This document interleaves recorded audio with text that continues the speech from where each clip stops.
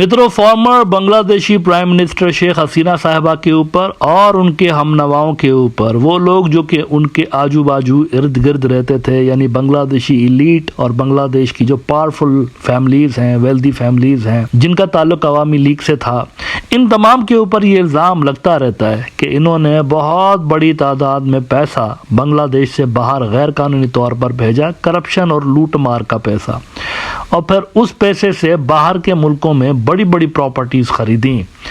अच्छा, पैसा बाहर भेजने के लिए जो मेथड यूज़ किया जाता था मोस्टली, वो हवाला और हुंडी का मेथड यूज़ किया जाता था। ये भी कहा जाता है कि उन्होंने सरकारी बैंकों से कर्ज लिए और वो कर्ज वापस करने की बजाय माफ़ करवा दिया गया ना। ये जो मसला है ना, सिर्फ बांग्लादेश के अंदर नहीं है। पहले तो मैं ये क्लियर कर दूं, सारा का सारा साउथ एशिया इन मसाइल से जूझ रहा है। बड़ी बदकिस्मती की बात है, पाकिस्तान से लेकर श्रीलंका तक और इंडिया से लेकर बांग्लादेश तक हर जगह पर आपको ये मसाइल नज़र आते हैं कि जो करप्ट एलीट है वो बहुत बड़ी तादाद में पैसा बाहर लूट कर लेकर जाते हैं, अपना इन्फ्लुएंस इस्तेमाल करते हुए, और बाहर के मुल्कों में प्रॉपर्टीज़ ख़रीदते रहते हैं। लेकिन बांग्लादेश के अंदर जो सूरत हाल डेवलप हुई है रिसेंटली, वो इंटरेस्टिंग यूँ है कि वहाँ अब शेख हसीना नहीं रही, दूसरी गवर्नमेंट आई है, और दूसरी गवर्नमेंट हाथ धो के पीछे पड़ गई है इन प्रॉपर्टीज़ के जो कि बाहर के मुल्कों में रिसेंटली बनाई गई हैं। कोई 350 प्रॉपर्टीज़ का ऐसा नेटवर्क है जिस पर काम किया जा रहा है मौजूदा सरकार की जानिब से, और 13 अरब पाउंड, 13 बिलियन पाउंड की जो एसेट्स हैं, जो रकम है, वो रेडार पे है, और उसको वापस मुल्क में लाने के लिए कोशिशें की जा रही हैं वेस्टर्न कंट्रीज़ के साथ मिलके। अब ये जो 350 प्रॉपर्टीज़ का नेटवर्क मैंने आपको बताया, इसमें कुछ ही फैमिलीज़ हैं, असल में ज़्यादा कोई लंबी लिस्ट नहीं है, कुछ ही फैमिलीज़ ऐसी हैं जिसने इतना बड़ा नेटवर्क वहाँ पर प्रॉपर्टीज़ का बनाया हुआ है। अगर आप ये मैप देखें तो इस मैप के अंदर आपको नज़र आता है कि शेख हसीना से करीबी जो कुछ फैमिलीज़ थी, उन्होंने क्या क्या माल वहाँ यूके के अंदर खाली बनाया हुआ है। ये देखिए ज़रा, ये जो आपको मुख्तलिफ डॉट्स नज़र आ रहे हैं ना, रेड डॉट आपको नज़र आ रहा है, ये चौधरी फैमिलीज़ की प्रॉपर्टीज़ हैं। फिर ऑरेंज कलर के जो डॉट्स हैं वो रहमान फैमिली के हैं।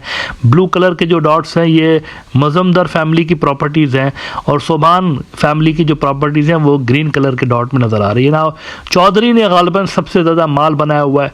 चौधरी ने लीड्स के अंदर प्रॉपर्टीज़ ली हुई हैं, लिवरपूल में ली हुई हैं, मैनचेस्टर में ली हुई हैं, और इसी तरह से ब्रिमिंघम में और बाकी जगहों पर उन्होंने ली हुई हैं। इसी तरह से जो मजमदार, रहमान और सोबान वाले हैं, ये ग्रेटर लंदन के अंदर जो कि बहुत बड़ा एक्सपेंसिव इलाका है, उसमें ज़्यादा ये इंटरेस्टेड नज़र आए हैं इन्वेस्ट करने के हवाले से। अब द गार्डियन एक बड़ा वेस्टर्न न्यूज़ आउटलेट है, उन्होंने इस हवाले से एक बड़ी चौंका देने वाली, बल्कि मैं कहूँगा हिला के रख देने वाली इन्वेस्टिगेटिव रिपोर्ट शाया की हुई है। इसको पढ़ना बड़ा ज़रूरी है हर बांग्लादेशी के लिए। इसमें उन्होंने असल में 400 मिलियन पाउंड की सस्पिशियस जो प्रॉपर्टीज़ हैं उनके हवाले से काम किया हुआ है। वो कहते हैं कि money trial questions over deposed Bangladeshi elites 400 million pound UK property empire. Associates of former Bangladeshi PM Sheikh Hasina have spend millions buying up top flight property assets in the UK. किसी चल्लड़ विल्लड़ इलाके के अंदर भी नहीं, ऐसा भी नहीं, महंगे तरीन जो इलाके हैं वहाँ पे प्रॉपर्टीज़ खरीदी गई हैं वहाँ पर। तो आप अंदाज़ा लगा सकते हैं कि किस लेवल की वहाँ पर लूट मार पिछले अदवार में रही है, जिसको छुपाया जाता रहा ऑब्वियसली। आगे वो कहते हैं कि पैसा कैसे बाहर भिजवाया गया, इस हवाले से कहते हैं कि Bangladeshi authorities believe a handful of powerful families and businesses linked to Hasina's Awami League party acquired billions of pounds by illicit means. गैर कानूनी तौर से ये पैसा हथियाया गया, including huge loans from state-owned banks that have never been repaid. These funds, investigators believe, may have been siphoned out of Bangladesh using the hundi system of money transfer popular in south Asia.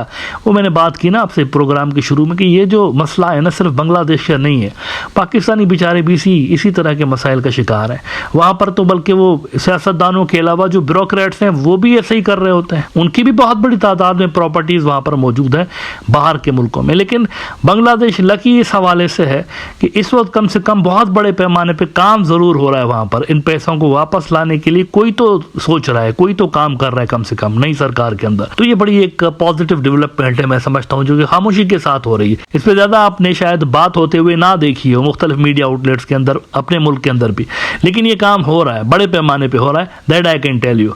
अच्छा, volume देखिए investigation का कितना है। वो कहते हैं कि Dhaka's interim government has enlisted help in tracking down about 13 billion pound of assets following a global paper trial they believe leads to hiding places that include London property. Intelligence जो agencies हैं बांग्लादेश की, वो भी इस हवाले से काम कर रहे हैं बाय द वे, और फैसिलिटेट कर रही है मौजूदा सरकार को ये लूटी हुई दौलत को आइडेंटिफाई करने के हवाले से। वो कहते हैं the network of about 350 properties ranges from modest flights to mansions in gated communities. Their owners include UK and offshore companies owned by some of Bangladesh's wealthiest and most influential businessmen, as well as 2 ex-ministers of the Hasina regime.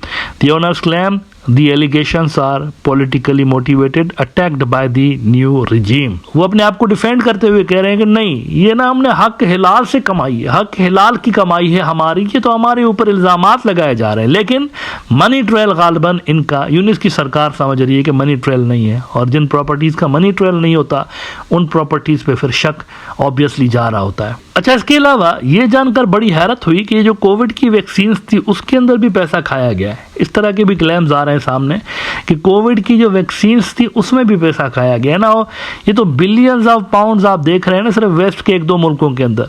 इससे ज्यादा जो पैसा है बांग्लादेश का, इससे कहीं ज्यादा पैसा इंडिया के अंदर मौजूद है, इंडिया के अंदर मौजूद है। लेकिन वहां पर बदकिस्मती की बात है कि किसी किस्म का ताउन नई सरकार को नहीं मिल सकता। इंडिया के अंदर इसलिए मौजूद है क्योंकि अवामी लीग की सरकार समझती रही है शुरू से लेकर, उनसे जुड़े हुए जो पॉलिटिशियंस हैं वो शुरू से लेकर समझते रहे हैं कि पैसा छुपाने के लिए इंडिया से बेहतर कोई जगह नहीं, क्योंकि इंडिया के अंदर गवर्नमेंट के अलावा अपोजिशन भी उनकी साइड पे रहती है हिस्टोरिकली। तो वो कहते हैं किसी की भी हुकूमत आ जाए हमारा पैसा सेफ रहेगा, अगर इन्वेस्टिगेशंस होंगी भी तो इंडिया ताउन नहीं करेगा। तो वहाँ बहुत बड़ी तादाद में पैसा पड़ा हुआ है, लेकिन वहाँ पर एक और भी तरीके से पैसा लाया जाता है। ये जो बांग्लादेश से अंदर से पैसा लूट के इधर उधर किया जाता है ना हवाला हुंडा से, तो वो तो वहाँ पर भी होता है, इंडिया के अंदर भी। लेकिन यहाँ पर एक और तरीके से भी पैसा भेजा जाता है, और वो है गैर कानूनी बिजनेस। बांग्लादेश और इंडिया के दरमियान जो फॉर्मल ट्रेड होता है उससे ज़्यादा दोनों मुल्कों के दरमियान इनफॉर्मल ट्रेड शेख हसीना के दौर में रहा है।